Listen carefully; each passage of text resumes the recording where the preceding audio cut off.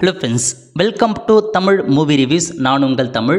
இன்றைக்கி நம்ம சிடிஆர்எல் அதாவது கண்ட்ரோல் மூவியோட திரை விமர்சனம் பற்றி தான் பார்க்க போகிறோம். இந்த படம் நெட்ஃப்ளிக்ஸில் தமிழ் டப் பண்ணி கொடுத்துருக்காங்க. பார்த்து என்ஜாய் பண்ணுங்கள். மொத்தமாக 1 மணி நேரம் 39 நிமிஷம் இந்த படம் இருக்குது. இது ஸ்க்ரீன் லைஃபோட ஒரு படம்னே சொல்லலாம். ஸோ இப்போ இந்த படத்தோட ஷார்ட் ஸ்டோரி என்ன அப்படின்னு பார்த்தீங்கன்னா, ஸோ ஒரு ஹீரோ மற்றும் ஹீரோயின் தன்னோட டீன் லைஃப்பில் பார்த்தா ஒரு கப்பலாக மாறுறாங்க. ஸோ கப்பலாக ஆகி அவங்க பார்த்தா நிறையா வீடியோஸ் போயிட்டு வீடியோஸ்லாம் மேக் பண்ணி ஒரு ஃபேமஸ் இன்ஃப்ளூயன்சராக மாறுறாங்க. நிறையா வீடியோ மேக் பண்ணுறாங்க. விளாகாக இருக்கட்டும், அந்த மாதிரி பல்வேறு வீடியோ மேக் பண்ணி 2 பேருமே ஒரு ஃபேமஸ் இன்ஃப்ளூயன்ஸாக மாறுறாங்க. ஒரு சமயத்தில் நம்ம ஹீரோயின் என்ன பண்ணுறாங்க அப்படின்னா, ஸோ நம்ம ஹீரோவுக்கு சர்ப்ரைஸ் கொடுக்கணும் அப்படின்ற மாதிரி ஒரு லைவ் போட்டு எல்லாருக்குமே தெரிற மாதிரி லைவ் போட்டு சர்ப்ரைஸ் பண்ண போகிறாரு. அந்த சமயத்தில் நம்ம ஹீரோ வேற ஒரு பொண்ணோட கிஸ் பண்ணுற மாதிரி ஒரு சீன் வருது. அதை பார்த்துட்டு பார்த்தா நம்ம ஹீரோயினுக்கு அவரை பிடிக்காம போகுது. அவர் அவாய்ட் பண்ணிடுறாங்க.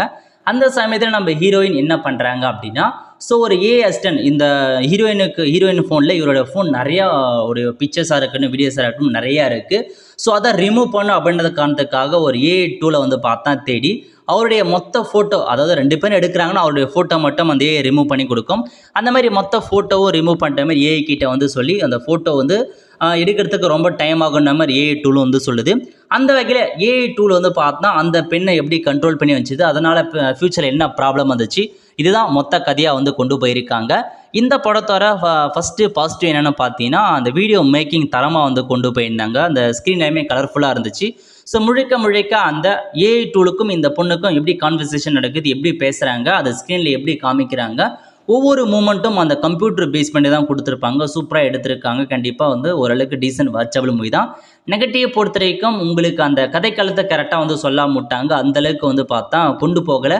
ஸோ கிளைமேக்ஸும் பார்த்தா கொஞ்சம் ஓரளவுக்கு டீசெண்டாக தான் முடிச்சிருப்பாங்க.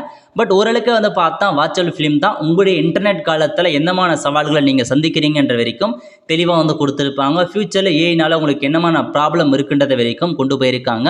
ஏன்னா இந்த சமயத்தில் நடுவில் பார்த்தா ஹீரோ மர்மமான முறையில் இறந்து போயிடுவார். ஸோ பாதி வரைக்கும் கதை அப்படி தான் போகும். மர்மமான முறையில் இறந்து போகிறாரு. அதை ஹீரோயின் கண்டுபிடிக்கிறாங்க. வித்து பார்த்தா மொபைல் மூலமாகவும், லேப்டாப் மூலமாகவும், இன்டர்நெட் மூலமாகவும் அந்த டூலமாகவும் கண்டுபிடிக்கிறாங்க. ஸோ இதனால் அந்த பார்த்தா அந்த பெண்ணை எப்படி ஆக்கிரமிப்பு பண்ணி கடைசியாக அந்த பொண்ணுக்கு என்ன பிரச்சனை வந்துச்சு வரைக்கும் கதையாக கொண்டு போயிருப்பாங்க. ஸோ நீங்கள் கண்டிப்பாக எல்லா மொபைல் யூஸருமே கண்டிப்பாக பார்க்க வேண்டிய படமே சொல்லலாம். இதன் மூலமாக ஓரளவுக்கு உங்களுக்கு ஒரு அவேர்னஸ் கிரியேட் ஆகும். ஒரு நல்ல கதைக்களம் த்ரில்லராக கொண்டு போயிருப்பாங்க கடைசி நேரத்தில் எல்லாமே. பட் ஓரளவுக்கு நம்ம பார்த்தா கிளைமேக்ஸ் கொஞ்சம் நல்லா டீசெண்டாக முடிச்சுக்கலாம் மாதிரி தான் தோணுது. பட் கண்டிப்பாக வாட்சபிள் மீது தான் என்ஜாய் பண்ணி பாருங்கள். ஸோ எல்லாருமே அடல்ட் கண்டென்ட் அந்த மாதிரி எதுவுமே இல்லைங்க. எல்லாருமே பார்க்கலாம். கண்டிப்பாக குழந்தைகளுக்கும் பார்க்க கொடுங்க. ஏன்னா அவங்களுக்கும் இதை பற்றி டூல்லாம் என்ன, ஃபியூச்சரில் அதனால் என்ன ப்ராப்ளம் வரப்போகுதுன்னு வரைக்கும் அவங்க தெரிஞ்சு வச்சுப்பாங்க. கண்டிப்பாக பார்த்தா ஸ்க்ரீன் ப்ரெசன்ஸ்லாம் பார்த்தா சூப்பராக கொண்டு போயிருக்காங்க. எடிட்டிங்காக இருக்கட்டும் எல்லாமே நல்லா தான் இருக்குது. ஸோ பார்த்து என்ஜாய் பண்ணுங்கள். ஒருத்தான மூவினே சொல்லலாம். இந்த மூவி பார்த்தாங்க மறக்காமல் அந்த கதையை என்னன்றதை ஷேர் பண்ணுங்கள். மூவி பிடிச்சவங்க லைக் பண்ணுங்கள். தேங்க்யூ.